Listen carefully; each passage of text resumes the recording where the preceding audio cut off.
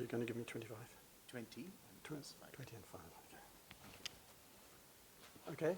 Well, this is the boat we sail on every summer around the Hebrides. I could talk about sailing, or I could talk about gravitational lenses. So I think I'll talk about gravitational lenses. But when I was showing this in Cambridge, I happened to mention that this boat was built by a master Cornish boat builder, and that got Tony Fish very excited. So, because he's from Cornwall. So what I want to talk about, well, let me say a couple of comments first to begin with. Like everyone else, I'm delighted to be here, and it's a real pleasure to be here to celebrate Paddy's 60th birthday. And sitting here listening to all these talks, which have been fantastic in their variety and their interest, I've been thinking more and more that Paddy reminds me very much of Miguel de Montaigne, the famous and still the greatest essayist, because it struck me that everybody who has interacted and have a relationship with Paddy feels that they have a very special relationship, and there's something that he really knows about them, and they interact with them in a unique way, which is exactly what people feel when they read Montaigne. So I'm going to talk today. I spent quite a bit of time working on cosmology, but that's not the reason I know Paddy. So this is how my particular interaction with Paddy is special for us, for me, and different to all the others, because we were very fortunate in 1997, 98, and 99 to have Paddy living next door to us for 2 months each of those years. And for 1 month, Vasanti and Hansa also joined him, and we had a fantastic time. And that's where I really got to know Paddy and his family very well. And then the other great distinction is that my wife helped Paddy to learn to drive. You shouldn't have revealed that. So today I want to talk about a rather strange thing that we have found. This is the 40-meter telescope in the Owens Valley Radio Observatory, beautiful mountains on either side reaching up to 14,000 feet. And we undertook a program here in support of Fermi GST, the satellite, to do a certain piece of work. And to our astonishment over the last year, we found something that we think is significant, and I think we've even managed to convince Roger Blandford, who's a co-author, that it probably is significant, but we've not been able to demonstrate that definitively yet. So that's what I'm going to tell you about today. So we found a rare new form of radio variability in active galaxies, which was completely unexpected. And it's pretty strange to think that we found a form of variability in active galaxies, given that they've been studied intensely since the mid-60s at radio wavelengths. And the variability in particular, it was the discovery of the variability that led Martin Rees to suggest relativistic motion in these objects in a couple of beautiful papers back in 1966 and 67. We ascribe this variability to gravitational millilensing by 10 to the 3 to 10 to the 6 solar mass objects. And if this interpretation turns out to be correct, it could provide a powerful new gravitational lensing tool and the ability to study AGN with micro-arcsecond resolution at centimeter wavelengths.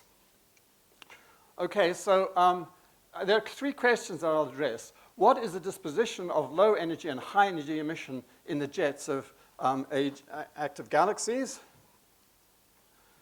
Are some powerful extragalactic radio sources gravitationally millilensed by 10 to the 3 to 10 to the 6 solar mass objects? And is this symmetric achromatic variability a powerful new way of using gravitational lensing? I'll be talking about 2 papers that we've just submitted to Astrophysical Journal. The first author in both is Harish Vedantam. He's right now a Millikan Fellow at Caltech, and he is extraordinarily good and clever. And these 2 papers, the one is studying the light curve of, this is the object in which we found this strange variability, J1415 plus 1320. And the first paper discusses whether these are extreme scattering events by a plasma lens in the interstellar medium, which it rejects that hypothesis for reasons I'll tell you in a moment. And we therefore think this is variability is due to gravitational lensing, and if so, it would be very interesting. Okay, so here is the radio structure in this source that we've seen. these are two VLBI maps. This is at 2.3 gigahertz, and this is at 15 gigahertz. And a couple of things I want to point out here. This sort of relationship, as you go up in frequency, is typical. So the nucleus of the galaxy is there, marked N. And as you go higher and higher in frequency, you find that you are probing further and further down the nucleus towards the central engine. And so this is something that we found in the 70s when we first started making maps with VLBI, that as we went to higher frequencies, we were probing closer into the core. And we've not seen convincing counterexamples of that. And then let me tell you a few more things about this object. It's what we call a compact symmetric object. It's symmetric because you see the jet on both sides of the core. There's no large-scale structure. There's nothing bigger than the scale of a few tens of milliarcseconds across. It's very bright. It has a strongly varying unresolved core, and the core is very dominant at 15 gigahertz. You see here the flux density of the core relative to these other components as you're going up in frequency, and it's completely dominating at 3.6 centimeters, and it's much stronger as you go even higher.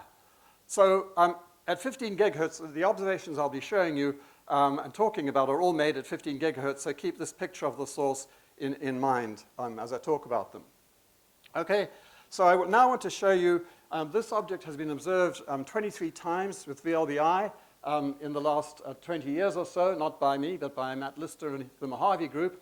And I'm going to show you their movie of what this object has been doing over the last 20 years or so.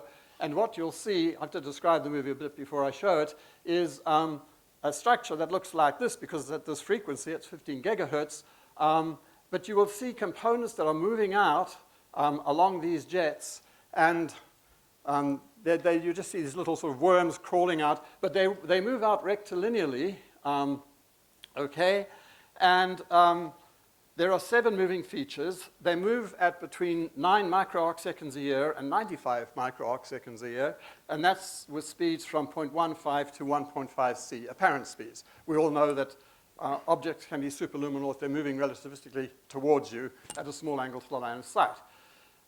So that's what you will see. You will also see these maps, the movie is all normalized to the peak brightness of the core, and that's the thing that's actually changing. Okay? So you'll get a slightly misleading picture of what's going on because that stays the same, but you'll see the background going up and down, whereas actually it's the core itself that's going up and down. So just let me show you that movie. Oops, I don't know if we can see it, but you might be able to see there are little things moving out here. The core's staying more or less the same brightness, and there's some of these little components that are moving out there, and we're up to 2001 here. You can see this component's moved quite a bit out. This one's obviously the one's moving at 1.5 C, whereas I think these ones in here are moving at considerably lower than the velocity of light, apparently. And at 2008 is when we started observing this object, and we observed it until 2016. Okay, so it's going to finish in a moment. There we go. So that's what it looks like in the radio. What about optical? In the optical, it turns out that there's an SA spiral almost exactly edge-on along the line of sight to the galaxy. Okay, and sorry, to the radio source. And this spiral is at a redshift of 0.26, 0.27. And astonishingly, the offset between the position of the nucleus of the spiral and the radio source is only 13 milliarcseconds, which is an impact parameter of 50 parsecs. Okay? Now, the probability of having two objects that are so closely aligned is only about 1 in 170. But of course, this is our posterior statistics, so we're not too worried about that. People have argued that the radio source is actually in the spiral, but I'll tell you why we don't think that's true. One of the reasons is that no other BL-LAC, it's a BL-LAC object, this radio source, no other BL-LAC object that's also a compact symmetric object is associated with a spiral galaxy. They're all in elliptical galaxies. We do not think that it lives in the spiral. Okay, these are beautiful HST images made by Perelman in 2002. So this is what we think is going on. Radio source at a redshift of about 0.5, edge-on spiral galaxy in between, and we're observing with the 40-meter telescope. And we believe that this symmetric achromatic variability we're observing is due to a 10 to the 3 to 10 to the 4 solar mass condensate in the edge-on spiral. And the condensates need to have a certain surface density integrated through the galaxy of about 10 to the 4 solar masses per square parsec in order to give the phenomenon that we're seeing. And then as successive components are ejected along the jet axis, they pass behind the intervening lens, moving at apparent speed about c, and they repeatedly, successive components coming from the center will repeatedly trace out the same sort of curves in flux due to magnification by the lens. There are currently two ways of detecting gravitational lensing. One is due to multiple imaging, another due to time delays. Many of you may be familiar with the CLASS survey, with which we doubled the number of known gravitational lenses in the 1990s using the multiple images, and then we also measured time delays to get Hubble's constant. If this turns out to be true, it'll be an entirely unexpected and new way of studying gravitational lensing. So it'll be a new gravitational lensing tool, if this is true. And just to give you some feeling for the scale here, so here's the most recent map. It was the last image on that film I was showing you, that movie. At 15 gigahertz, which is the frequency that we're looking at here, the beam width is about 1,000 microarcseconds by 500. So that's 1,000 by 500 microarcseconds across. The core here is unresolved. The Einstein radius of the lens we're talking about is only 100 microarcseconds, and the size of the components that we're talking about is 1 microarcsecond. Okay? So that means that if this all holds up, we are peering down into the nucleus of a galaxy with far, far greater resolution than has ever been available in the past. There are a number of papers that have been written that suggest that some or all variability in active galaxies is due to gravitational lensing. And just after we put up these two papers on archive about 10 days ago, Gopal Krishna wrote us an email saying that he'd read the papers and drawing our attention to some work that he had done with Kandu. And then talking to people last week, we learned about the beautiful work that Narasimha and Kandu had done even earlier on. And it's pretty interesting because a lot of what they were doing is kind of is really foreshadowing what we found, although nobody was looking for this. These papers in red by Carilli, Stocker, and Perlman refer specifically to this object that we've studied. And they suggested that the radio source is a background source because of the reason I've just told you. Also, it's got an extremely red spectrum, and they thought due to high extinction in the foreground galaxy, and they felt if the AGN were buried in the galaxy, it would heat copious amounts of dust and gas around the nucleus, and you would see a bright mid-infrared point source and bright narrow line emissions, which are not seen. Okay, so now on to where's this radiation coming from? Well, Roger and I were discussing this, the program that I'm going to tell you about, and the reason that we decided to bring the 40-meter telescope into the game was because we wanted to figure out what was the relationship between the gamma ray emission and the radio emission. And the expectation was that the gamma ray emission would be coming from even much closer to the central engine than the radio emission because of the pattern that we found, in which as you go to higher and higher frequencies, you're probing down, drilling down deeper into these jets, which are optically thick at longer wavelengths. But there's a competing theory with this, which says the exact opposite, by Jorstad and Marsha, who have been saying for some time that what's actually happening is you've got shocks traveling out along the jets, and that the leading edge of the shocks is where the higher energy radiation is coming from. And they think that the high energy emission is coming from regions that are closely associated with the radio sources that we're seeing, which are sort of fractions of a parsec out there and not very deep. And so these are two completely different interpretations of where the gamma ray emission is coming from. So here was the Fermi launch in June of 2008, and we got the 40-meter telescope operating at around that time. I got it going just a bit ahead of time. And we're studying about 1,800 objects twice a week, and we've amassed about 12,000 object years on active galaxies in the last 8 years. And we've also, I'm going to say this, averaged a paper a month in refereed journals, now up to 95 papers, and we're showing no sign of drop-off. Why do I say that? I say that because it's a battle just to keep this program going. And so we keep on having to emphasize that we are really putting out an awful lot of papers. This 12,000 object years is an order of magnitude larger than the next largest AGN monitoring survey. And I think it's because we've gone an order of magnitude larger that we've been able to discover this effect. So let me tell you a bit about extreme scattering events, which is what we thought we were seeing to begin with. Some of them show a very clear characteristic dip in their light curves. And they're also highly chromatic, and there's a lambda squared dependence. So this is the discovery paper back in 1987, and this is 2.7 and 8 gigahertz. So you can see how how chromatic this effect is. It's also generally was thought to be the case before the observations we have, that by the time you got much above 8 gigahertz, the effect died off completely because of the lambda squared dependence. So here's a nice paper by Fiedler et al. It was summarizing things, and this shows a very large body of about 10 years of observation of, actually I think it was 12 years, anyway, of observation of about 100 objects that were observed daily at NREO. And here are some of these extreme scattering events. And here was their model. This is a plasma lens that moves between you and the object. Okay, it's something in the stellar medium, not very far away. And if the angular size of the source is smaller than the lens, it'll trace out a profile like that. And if the angular size of the source is larger than the lens, you'll get a profile like that. And so we were not surprised on our program, or I guess I should say there's only one repeater has been seen in this large program here. Here you see the two events. And so even at these low frequencies, extreme scattering events are very rare. This is very important. This kind of thing is extremely rare, okay? Fiedler et al. Saw 10 of them in 1,200 object years of observations, roughly, okay, 0.01 ESEs per object year of observing. They saw only 3 symmetric events. So they saw roughly 0.003 symmetric ESEs per object year of observing, and only 0.001 repeating ESEs per year object year.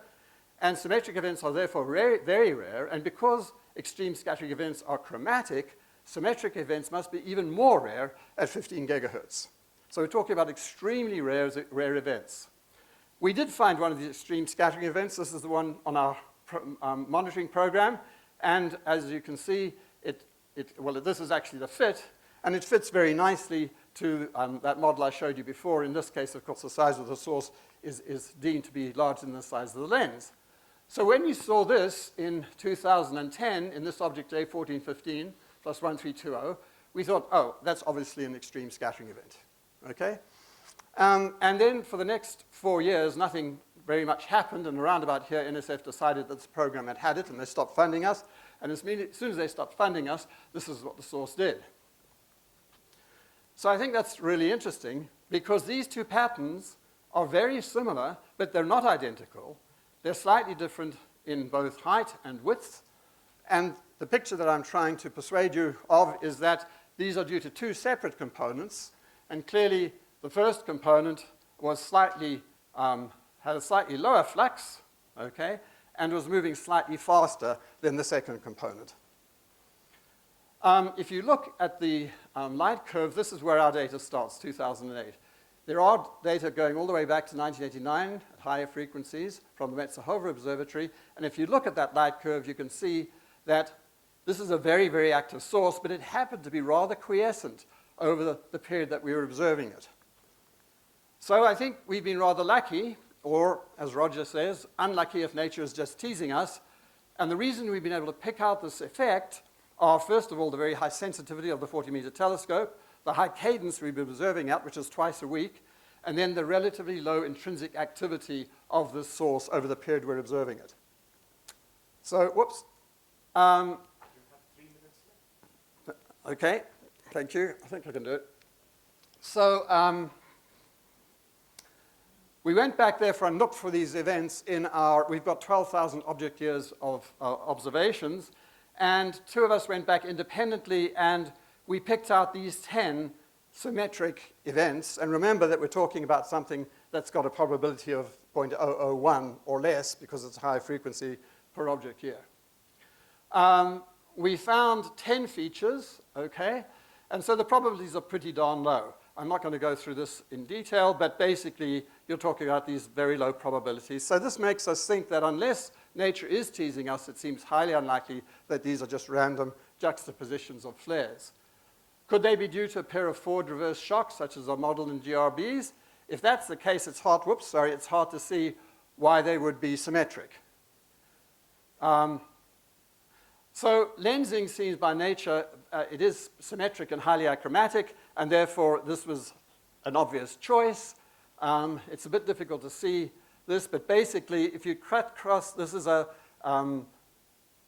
caustic pattern that's produced by a slightly elliptically shaped potential, just a very small departure from circular symmetry, and it produces what we call a crater symmetry, and you can also get this kind of volcano symmetry, and these are both volcano symmetries. And you can produce volcano symmetries if you make things a little bit more complex, if you have a binary, or if you combine the potential of the underlying galaxy with a mass condensate of about 10 to the 3 or 10 to the 4 solar masses along that line of sight. Having a very interesting discussion with Narasuma about that yesterday.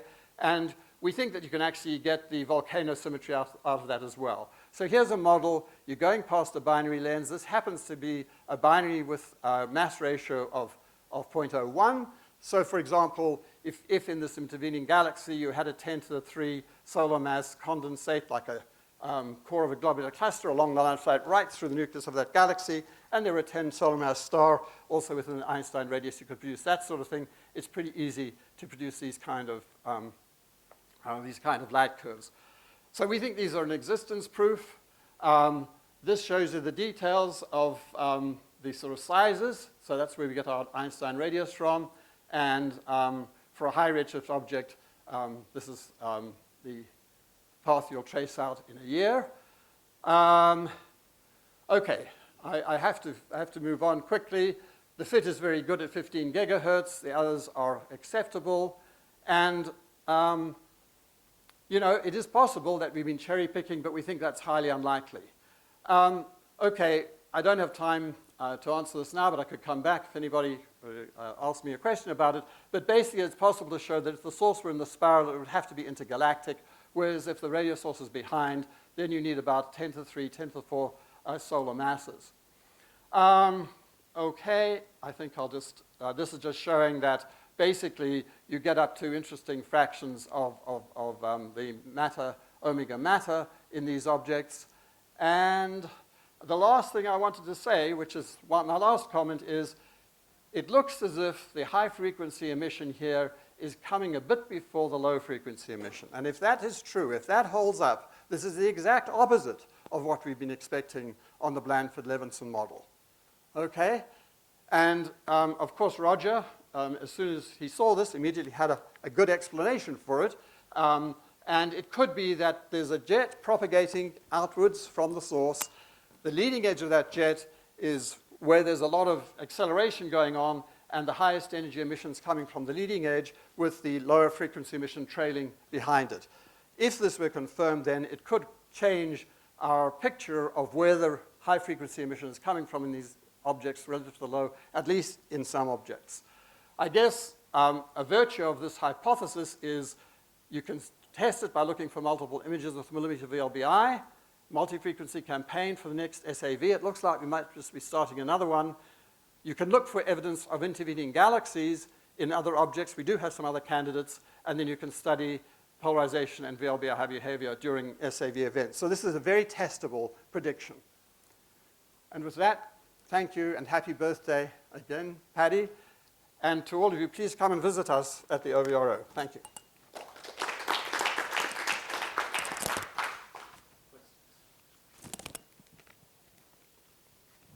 Yeah, I'm trying to understand the geometry of what you're talking about.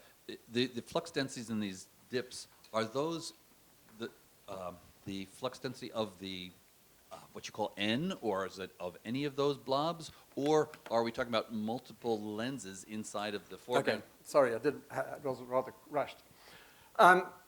You've got one component coming out buried right down in the core of the object. Okay. In the foreground, you've got a gravitational lens which is producing a caustic pattern. As that component approaches the caustic pattern is showing you the magnification. And so those beautiful curves are showing exactly what happens as that single component traverses behind the caustic pattern of the lens. And so then the next dip is from another, And then the next dip is from another component that's coming out from the core. but it's the same lens. The same lens. The lens is stationary, and you've just got multiple components passing behind the lens. So it's if it's true, it's a beautiful astrophysical laboratory, because as these events continue, we will be able to figure out the properties of the lens with great precision, and then we'll be able to start doing serious astrophysics, I would say, on the components behind it. Where is the lens in respect to the core of the foreground galaxy? We don't know. It can be anywhere in the foreground galaxy. All you need is to have a 10 to the 3 or 10 to the 4 solar mass condensate of some sort. It could be a core of a globular cluster. It could be a giant molecular cloud. It could be anything. And you're going right through the disk of the galaxy. So there's plenty of candidates. So a giant molecular cloud is small enough to produce these caustics then? I would have thought that would be so diffuse that it wouldn't produce the sharp caustic. You can get clouds that can have 10 to the 4 solar masses per square parsec. But certainly the sense of globular clusters can do that. Yes, yes. Yeah. In this, if your hypothesis is correct, you would expect some absorption signature in the spectrum of the background source. So have you looked at 21 centimeter, for example, absorption from the galaxy at 0.2? Yes, that's a good question. Thanks for asking it. Indeed, that is one of the things that has been looked at, and it has been found. It was done by Carilli and others, and they do find an absorption spectrum at the redshift of the spiral galaxy.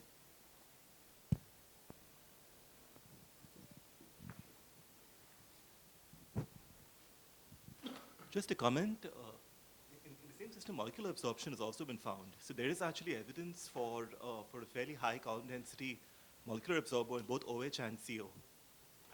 Sorry, I didn't get... There's actually molecular absorption Yes. in the same system in both OH and CO, and Okay. and you actually have an extremely high column density in OH. Okay, You have great. conjugate satellite OH lines, which give you a super high column density. So Okay, thank you.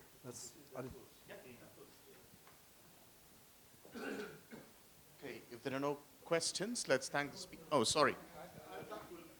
I'd just like to ask, why have you got no evidence of redshift of the background object, if indeed it is a background object? Thank you, Donald. We took a very deep Keck spectrum, and we can't find any evidence of the redshift of the background, of anything behind the 0.247. On the other hand, it is a BL-lac object, and in this particular sample, that we have 1,158 objects in a complete sample, we found that we've ended up with something like 15 to 20% of that sample that are BL-lac objects, in which we simply find it very, very difficult to measure the absorption. Okay, so this object also has a foreground galaxy obscuring it. So we don't think that it's very surprising that we can't find the signal from the background BL-lac object. And you've looked in the infrared, or what? We haven't done an infrared search yet. This was all optical. But actually, I should say that other people have looked at it in the infrared, Carilli and others, and they didn't find any strong infrared spectrum at all. And it was a lack of infrared luminosity that made them doubt that it was in the foreground spiral, because they thought that the AGN should have been heating up dust in the foreground spiral. It's okay. I thought just to remind you that you're going to look for multiple imaging at the micro-arcsecond level, right? I mean, Yes, that's right. Thank you, Kandu. We've got a proposal in, obviously, to try and test this hypothesis, and we hope to start observing sometime later this year, because if we can do very high dynamic range, millimeter VLBI on this, then we should be able to see some of these multiple images. Okay, let's thank the speaker again. Our last speaker this morning is Hamsa. She will be talking about a halo model for cosmological neutral hydrogen. Thanks, Anna. Thank you.